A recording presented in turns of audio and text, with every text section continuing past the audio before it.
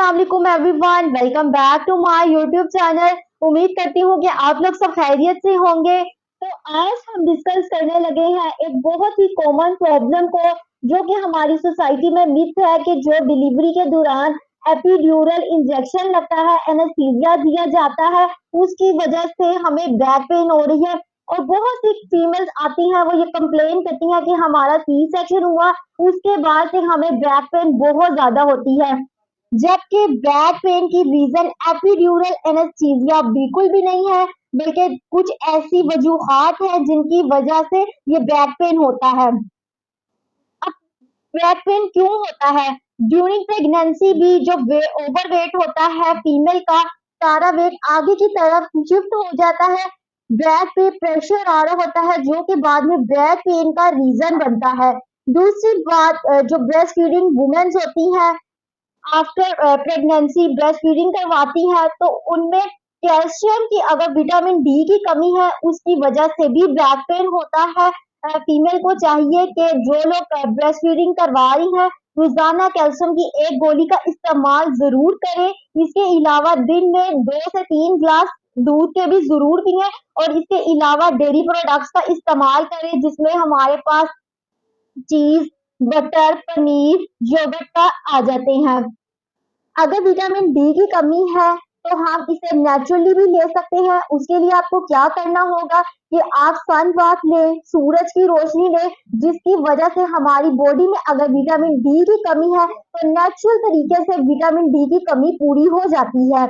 इसके अलावा जो ब्रेस्ट फीडिंग वुमेन है, जब उन्होंने बेबी को पकड़ा होता है, वो अगर अपनी बैक को सपोर्ट नहीं कर रही, कुशन का इस्तेमाल नहीं कर रही, सारा वेट आगे की तरफ शिफ्ट हो रहा है, बैक पर प्रेशर आता है, जो कि बैक पेन का रीजन बनता है। अपार्ट फ्रॉम दिस, जो वुमेन प्रेगनेंसी के फौरन बाद वो स्ट्रेनर्स और हैवी किस्म की एक्सरसाइजेस करना स्टार्ट कर देती हैं, उनमें भी बैक पेन होता है। और जो वुमेन बहुत सेडेंटरी लाइफस्टाइल को फॉलो करने लग जाती हैं, बिल्कुल भी उठना बैठना नहीं, ड्यूरिंग प्रेगनेंसी भी कोई वर्क नहीं है, सेडेंटरी लाइफस्टाइल, सिर्फ बेड पे लेटी हुई है, इसकी वजह से भी बैक पेन हो सकता है। अब हम इसको किस तरह से ट्रीट कर सकते हैं बैक पेन को? अपनी बैक पेन को ट्रीट करने का ये तरीका है कि अगर आपको विटामिन डी की कमी है, तो आप नेचुरली तरीके से सन बाथ लें, और कैल्शियम की गोलियों का इस्तेमाल करें, दूध का इस्तेमाल करें, डेयरी प्रोडक्ट्स का इस्तेमाल करें, दही का अच्छा इस्तेमाल करें, ताकि जो आपकी बॉडी में न्यूट्रिशनल डेफिशिएंसीज हो रही हैं, वो ओवरकम हो जाए, वो फुलफिल हो जाए।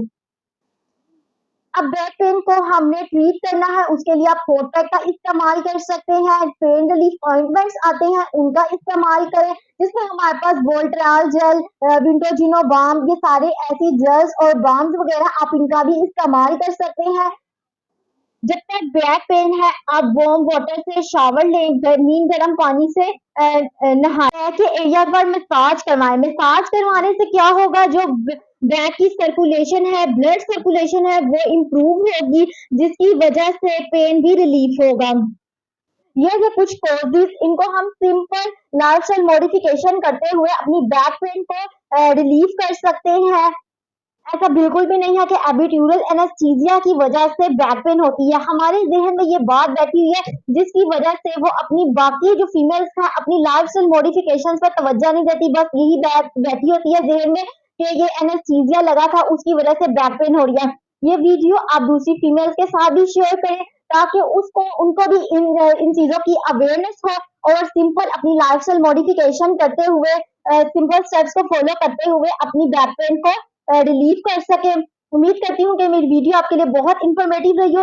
Prevention is better than cure. Stay healthy. मिलते हैं आपसे नेक्स्ट वीडियो में, तब तक के लिए अल्लाह हाफिज।